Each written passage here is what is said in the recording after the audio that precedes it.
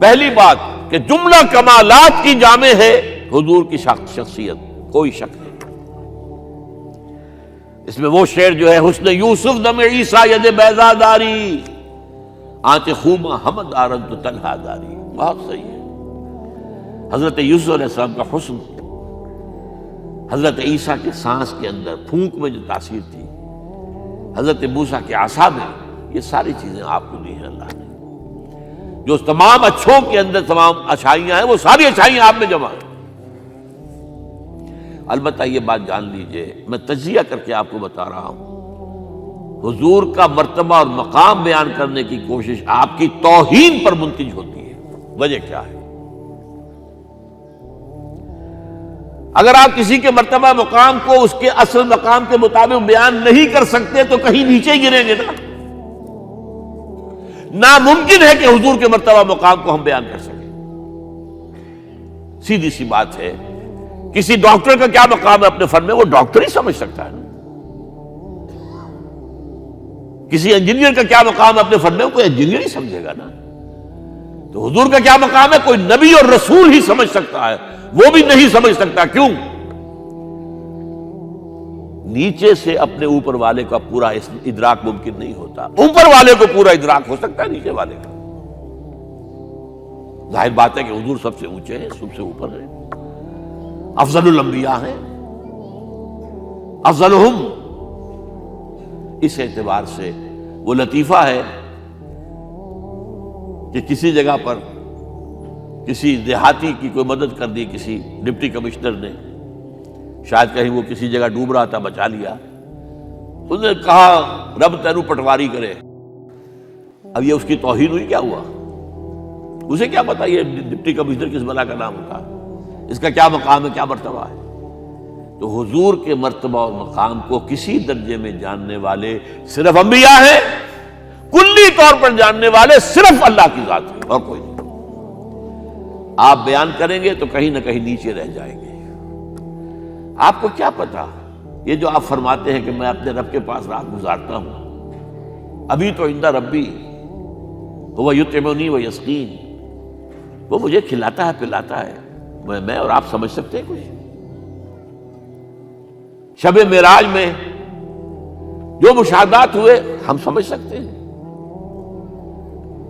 لقد رأى من آیات ربہ الکبریٰ، بس ختم۔ اذ یغشی السدرۃ ما یغشی، جبکہ اس بیری کے درخت کو ڈھانپے ہوئے تھا جو ڈھانپے ہوئے تھا، تم نہیں جان سکتے کیا ڈھانپے ہوئے تھا۔ کیا بیان کریں گے آپ کہ حضور کا مشاہدہ کیا تھا وہاں؟ اگر ہمارے لیے کسی درجے میں بھی اس کا ادراک اور فہم ممکن ہوتا تو وہ اللہ بیان کرتا۔ اذ یغشی السدرۃ ما یغشی، جبکہ اس بیری کے درخت کو ڈھانپے ہوئے تھا جو ڈھانپے ہوئے تھا، بس تم نہیں جان سکتے۔ اس اعتبار سے شیخ سعدی کے بھی یہ ربائی جو ہے مبنی بر حق ہے 100%۔ یا صاحب الجمال و یا سید البشر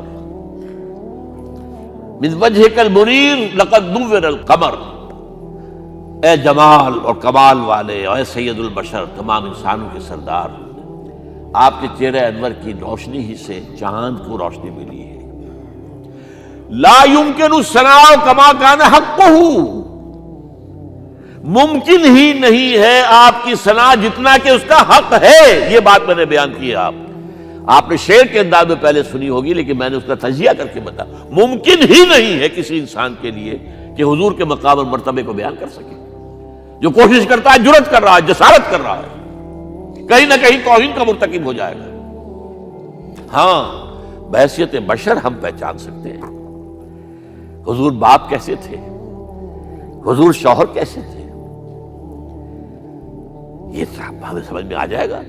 حضور حاکم کیسے تھے، حضور منصف کیسے تھے، حضور سپہ سالار کیسے تھے۔ تمام جو بھی حیثیتیں ہو سکتی ہیں دنیا میں انسان کی، وہ تمام حیثیتیں جمع ہیں حضور کی ذات کے اندر۔ داعی بھی ہیں، مبلغ بھی ہیں، معلم بھی ہیں، مربی بھی ہیں، مزکی بھی ہیں، سپہ سالار بھی ہیں، صدر مملکت بھی ہیں، کیا نہیں ہے؟ ہر ایک کے لیے اسوہ ہے، ہر ایک کے لیے اسوہ ہے۔ صرف ایک نوٹ کر لیجئے، نقطہ آ گیا ہے ضمنی طور پر، آپ کے اسوے میں ایک خلا ہے صرف. آپ کہیں گے میں توہین کر رہا ہوں، بات سمجھ لیجئے میری. ایک عورت کے لیے اس کی نسوانی زندگی کے لیے اسوہ حضور کی ذات میں نہیں ہے، یہ خلا ہے. یہی وجہ ہے، یہی سورہ مبارکہ احزاب جس میں یہ آیت آئی ہے لَقَدْ كَانَ لَكُمْ فِي رَسُولِ اللَّهِ أُسْوَةٌ حَسَنَةٌ، وہاں آپ کی ازواج کو قرار دیا گیا ہے مسلمان خواتین کے لیے. اصل میں اسوہ وہ ہے، یا نساء النبی لستن کاحد من النساء، تم عام عورتوں کے مانند نہیں ہو. یہ حضور کا اسوہ جو ہے، جو ازواج مطہرات کے ذریعے سے ایک خواتین کا اسوہ جو ہے وہ امت کو ملا ہے. باقی کوئی انسان جس حیثیت میں بھی ہو، آپ اندازہ کیجئے 5 وقتہ امام بھی مسجد نبوی کے محمد ہیں اور خطیب بھی محمد ہے صلی اللہ علیہ وسلم. آج ہمارے ہاں 5 وقتہ امام کوئی اور ہوتا ہے، بڑی مسجدوں میں خاص طور پہ مغرب عشاء اور فجر کے اور ہوتے ہیں، ظہر اثر کو ایسے رکھاتے ہیں. اور یہ خطیب صاحب تو ظاہر بات ہے، خطیب صاحب ہے، وہ تو جمعے کو آئے گی. اللہ اللہ خیر صلی. وہاں یہ ہے کہ 5 وقتہ امام بھی ہیں اور آپ خطیب بھی ہیں، مدرس بھی ہیں، معلم بھی ہیں، مربی بھی ہیں، مزکی بھی ہیں. اور آپ نے دیکھا ہوگا ہمارے ہاں جو مشائخ ہوتے ہیں وہ تو نماز باجماعت میں بھی شریک نہیں ہوتے، وہ تو پتہ نہیں کس کیفیت میں کہاں جو ہے وہ نماز پڑھتے ہیں، علیحدہ پڑھتے ہیں تو علیحدہ پڑھتے ہیں، ورنہ وہ تو یہ کہ ہر وقت جو ہے وہ ایک خاص استغراق میں رہتے ہیں. اس حوالے سے یا صاحب الجمال و یا سید البشر من وجهك المنیر لقد نور القمر لا يمكن الثناء كما كان حقه بعد خدا بزرگ تو ہی قصہ مختصر. اور یہی بات غالب نے مرزا ایوب بیگ صاحب نے آپ کو سنائی. غالب ثناء خواجہ بے یزداں گذاشتیم، اے غالب ہم نے محمد صلی اللہ علیہ وسلم کی ثنا جو ہے وہ اللہ کے حوالے کر دی ہے، ہمارے بس کا روگ نہیں ہے.